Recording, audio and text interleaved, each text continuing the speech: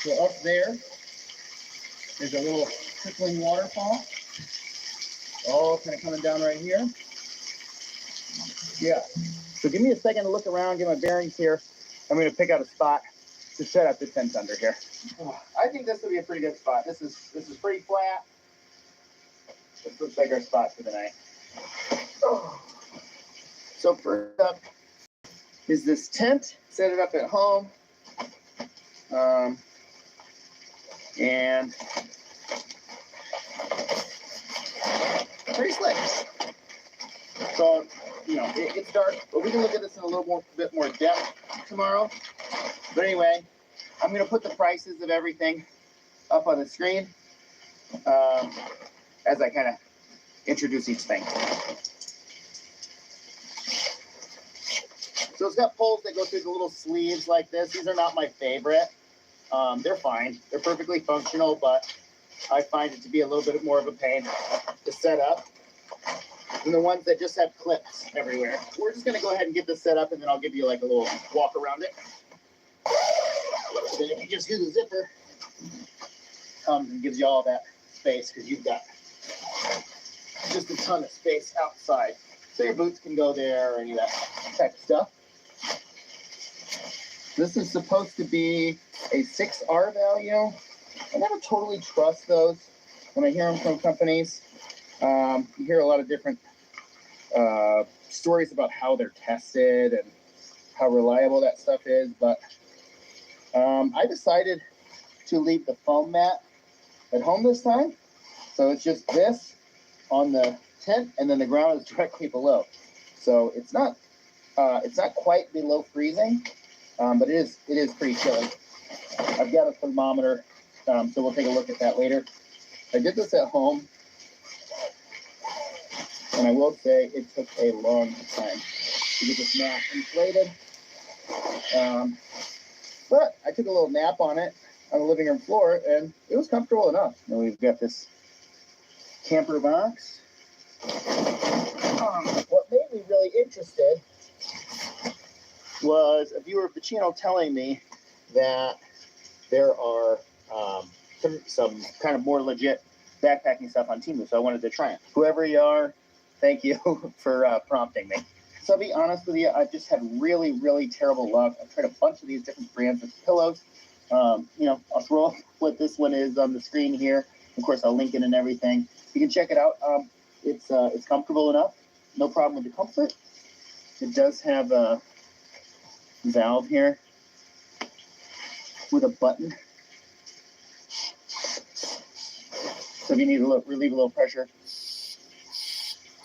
you can just push that button, let a little air out. Bada bing, I'm good home.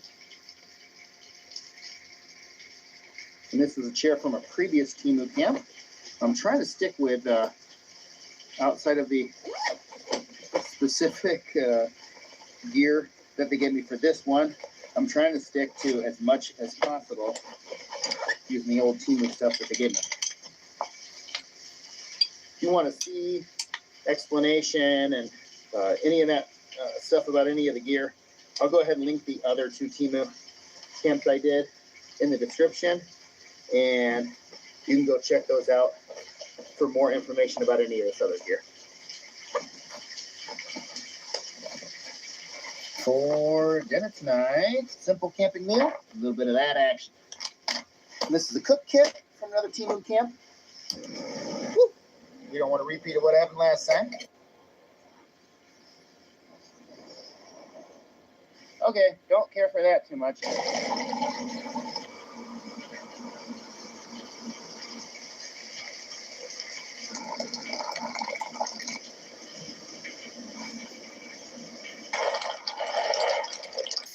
Yep. So you can't really hear it because of that waterfall dealie over there. But it is raining. It is raining. Hello. I walked pretty far away from the camp to do this. I don't think they're super common, but there are black bear in the area. you know, they don't scare me enough to not want to camp here. Yeah, there's some pasta now. Something we'll be getting that tonight. They don't scare me enough not to want to camp here. But I do think it's important to show healthy respect for them. Normally you would use the lid, but I already put, gosh darn, tea in there.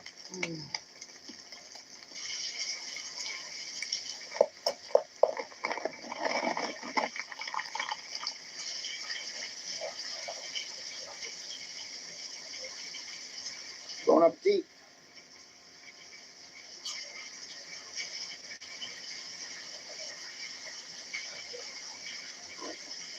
So part of the problem of leaving my food at home is that food was in a dry bag. It's the only dry bag I had. And that's what I was planning on using to hang my food as bear bag. What I'm doing instead is I've got a plastic bag here with anything that's kind of like foody and yucky here into its own separate container. And I'll clean those dishes up tomorrow. But you don't want to do that close to camp, and it's a little tricky to do it in the dark. So I've got that in its own plastic bag. Then I've got all of my food here. And that's in a plastic bag, so that's wrapped up tightly in a separate plastic bag. I'll go ahead and tie that off. And then I have the blow-up bag for the air mattress. So I'm going to take the food and put it in there. Now, this wouldn't really be a dry bag because there's a hole in the bottom. However, a hole in the bottom is not going to be too much of a problem for us because this is just going to hang from a tree. The water's going to come down like this, and I just need protection from there. So, yeah, now I've got to go hang the bag from a tree.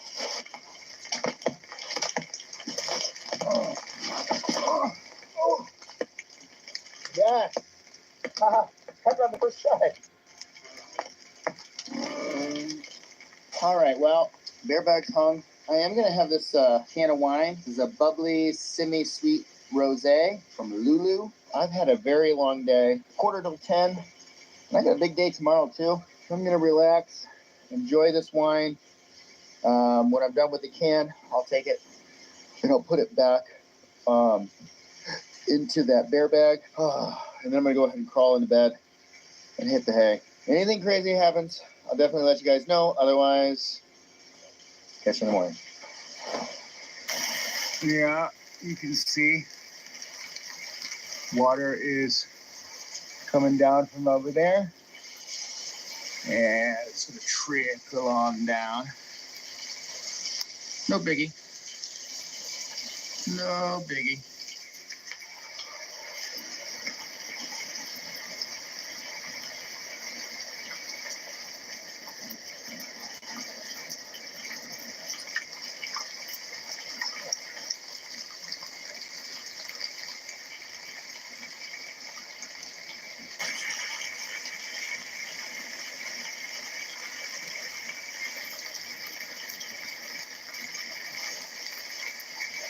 I'm kind of glad I came under here because it's pretty handy. I don't have anything set up, but I know it's raining. I can hear it raining, and yeah, kind of a cool experience.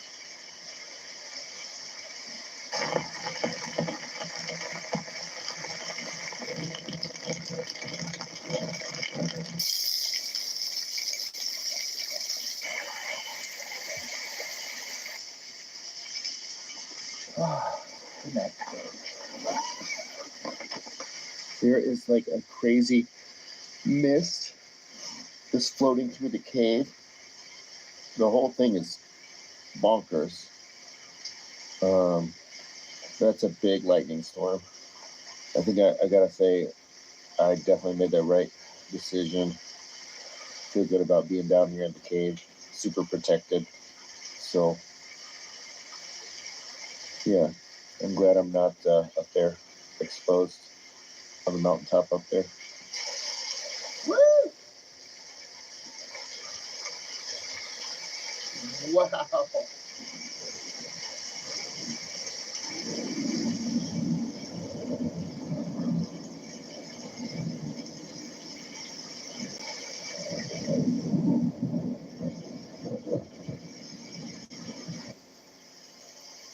Woo!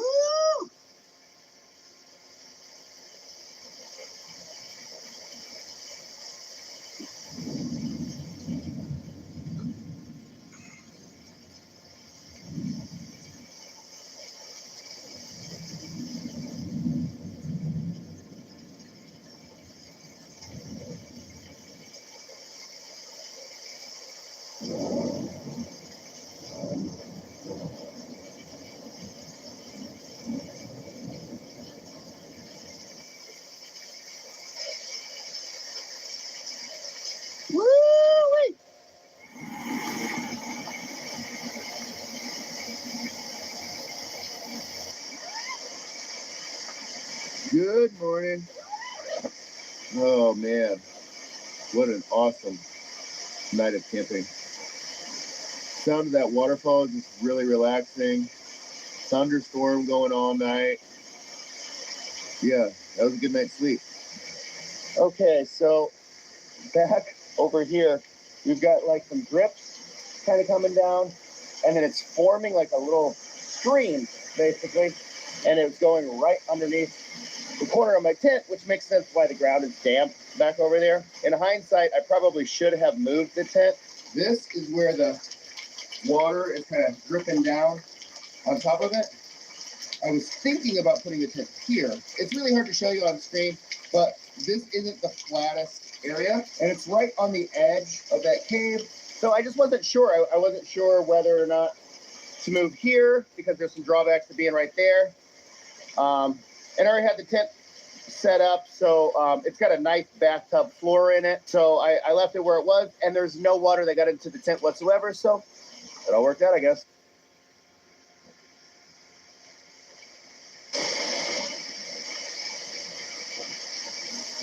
Yeah, I really wasn't expecting all of this, but the sun is out. I'm a short sleeve. It's a gorgeous day.